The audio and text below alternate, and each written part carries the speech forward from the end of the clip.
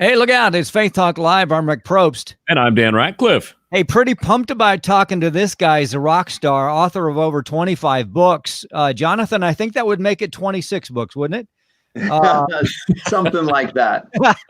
Author and speaker. We're going to talk about his latest book that he and his daughter put together, Teen's Guide to Face-to-Face Connections in a Screen-to-Screen World. Jonathan, how are you? I'm doing great. How about you guys? We're doing well. I'm excited to talk about this because I love working with teens. And man, if there's one thing about teens, you can see that they're always doing this number right here. So this will be great. That's right. Yeah. And adults alike. Yeah. Oh yeah. Yeah. You're right there. Yeah, we had to install a no device dinner. We were getting so stuck with, first of all, it was sitting watching television. And then we decided to eat together. Then it was screens. And so now we are de-screened, and we've already gone through the shakes. So I think we're getting on the other side of it. Jonathan, let's talk about this book now. First of all, you wrote it with your daughter. How old is she now? So she's 25, and it's interesting because what ended up happening is, she's born in 95, and that probably doesn't sound super unique to anybody, but what that did is that put her in her senior year in 2012. And what's unique about that is 2012 in the world of technology was a pretty important year, because that's the year that not only the majority of us got screens in our back pocket. That's when America literally crossed the 50% mark for carrying smartphones. But it's also the year that Snapchat came out. It's the year that Instagram became a thing. So what Alyssa noticed was that all of a sudden, up through her, her junior year, she'd had a phone where you could talk and you could text. But all of a sudden, by the end of her junior year, senior year, everybody's got a smartphone. And she just said that communication, basically, as she knew it, just changed. She said, once these basically apps were on her phone, and social media's on her phone, she said, less talking face to face, more heads buried in Instagram, sending DMs to each other, where car rides used to be full of conversation. Now, people are isolating themselves, buried in social media. And she made this comment. She said, most of us now spend a majority of our time ignoring the people we care about the most. Wow. That's so true. I mean, even sitting at home, I found I have two older daughters, one who's about her age, and then one who was born in 99. So she's kind of in that crossover generation, but they would sit at home and text each other instead of talking to each other. I'm like, y'all are sitting right here. You're right there. Why can you not talk? She's right there on the other end of the couch. Yeah. It's one of those things where, phones can be a great tool for connecting with people outside the room when they don't interfere with the people inside the room. And really, that's honestly why Alyssa and I wrote this book, is because we just wanted to create kind of a conversation starter, because we know that these face-to-face connections are so important, but we're currently living in a screen-to-screen world. Yeah. Now, how did you guys start? You sat down, and who started the conversation, you or your daughter, and how'd that go? No, that's a great question, because I've written a lot about this before, and I've had some books to guys specifically about some of these distractions in their lives. And I had another Teens Guide book about social media and mobile devices. But I said, I'd really like to talk specifically about the fact that, a lot of young people, when it comes to getting jobs and when it comes to the relationships they have, there's this perception out there that, man, maybe it's not supposed to be like this. It's interesting. There was a survey where they asked young people, do you prefer your, talking on your devices or talking to your friends face to face? And almost 70% of young people said they prefer face to face. So I wanted to address this. I wanted to say, hey, how is it that we can actually, cultivate these face-to-face relationships? It's not that our phone's bad. It's not that it's evil, but how can we learn to become screen wise? And so I approached Alyssa and I said, Alyssa, I know you've felt some of this, and I know she had some recent experiences with Instagram that had made her really think about how much this thing was affecting the way she felt about herself. So I said, do you want to join me on this? And she said, yeah, let's do it. So we alternate going back and forth. You hear kind of my research perspective and my stories as a dad, and then you hear her stories as a young person navigating this screen to screen culture. And it was interesting just seeing how vulnerable she got. And a lot of young people are really relating to what she's talking about.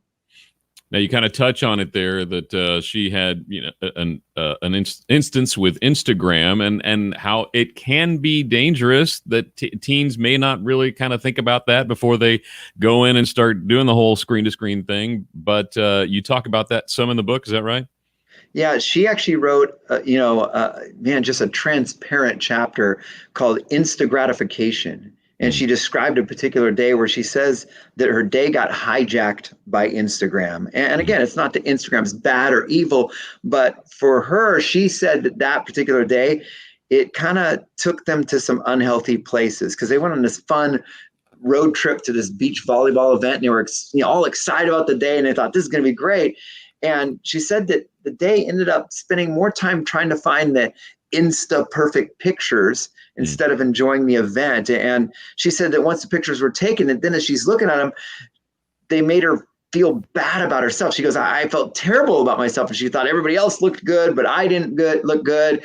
And she said, I couldn't help but to start to compare. And she uses that word and she talks about that in the book and you can read more about it. But I love this comment. She said, that's the one thing Instagram always did for me is it made me compare. And she said, and comparison is the thief of joy. Wow. And so for her, she thought it's time for a break. And so she took a break from Instagram, and it was interesting to see how that started to affect her in a positive way. As a matter of fact, later in the book, she shares this one story of driving down the road with a friend, and she was on this Insta fast where she wasn't on Instagram anymore. And she said she's sitting there driving in this convertible, having this fun moment. And she said it was so freeing to not feel like, oh, we got to take a picture. Oh, wait, let me take it. No, it's not good enough. Let me adjust it. Wait, filter it. She said, I just enjoyed it and I've never felt so free. Wow. Jonathan McKee, author and speaker, the latest book with his daughters, Teen's Guide to Face-to-Face Connections in a Screen-to-Screen World. We'll give you the website in a second where you can get the book. You can also get it at Amazon or wherever you get books.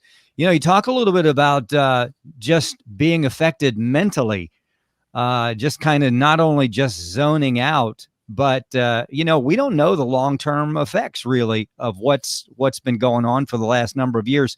What do you think? Talk a little bit about that. Yeah. And actually, a lot of researchers have been debating about that. The big debate is screen time. It's like, how much does screen time affect us? And two researchers in particular decided, hey, let's stop debating about this. Let's find out something we agree on. So Dr. Jean Twenge and Dr. Jonathan Haidt, which a lot of people, if you've seen that Netflix special recently, the social dilemma, you actually saw Dr. Jonathan Haidt there talking about how young people's depression has been going up. Well, it was him and Dr. Jean Twenge out of San Diego State University that said, hey, let's put all our data together. And they did on an open source document. And they had all these researchers contribute. And they said, forget what we disagree on. What do we agree on? And they found two things that they agree on across the board. And one is that there's definitely a mental health crisis consuming adolescents. This is pre-COVID, by the way. Going to it, COVID's obviously only catalyzing this to even more proportions. Yeah. But going into COVID, there was just a lot of young people were sensing something's wrong because we're seeing anxiety up, depression up. 1 in 5 adolescent girls just in recent years experienced a major depressive episode at some point. And that's an 84% increase. Jonathan went into some of those details on that Netflix special, by the way.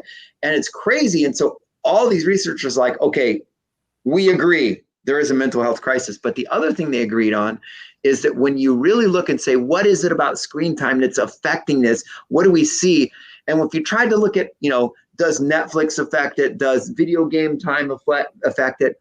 What they really came down to, and the one thing they could all agree on, is the evidence linking all screen time to these mental health problems was a little bit weak. But when you look specifically at social media and when you look specifically at girls, the link is strong and consistent. In other words, social media is affecting the mental health of our young daughters big time. So that's something we talk about to teenagers in this book. We actually say, hey, let's talk about, here's what researchers are finding. And then we ask questions. We go, what about you? Do you observe this? Is this something you see? And Alyssa shared a little bit about this because we think this is an important talk. We think this is an important topic to dialogue with. And we're hoping that parents will open up this dialogue with their kids because it's important to talk about. And also not only talk about it, but go through this book with them, because it's something that teens can enjoy and relate to, because your daughter kind of speaks on their level, and it's something that parents can relate to, and it's something you can come together and have a good discussion about. Well, and it's something we realized too. We know when we wrote the book, Alyssa and I were talking about it, I said, hey, you know what? The person who buys the book is mom, dad, grandma as the gift for the kid. But the cool thing really is, when dad sits down with his son, when mom sits down with her daughter and says, hey, let's go to breakfast and let's talk about this. And that's why we put discussion questions at the end of each chapter, because we know that lots of parents would love to talk with their kids about this, but they don't really know what to say and they don't know what to ask. So we thought, let's bring up this subject and then let's ask some questions so we can kind of cultivate dialogue. And that's really the whole point here, is these face-to-face relationships and how to cultivate them. Jonathan, we got to go to a break in a second, but I do want to ask you, so far, what feedback have you heard from the kids?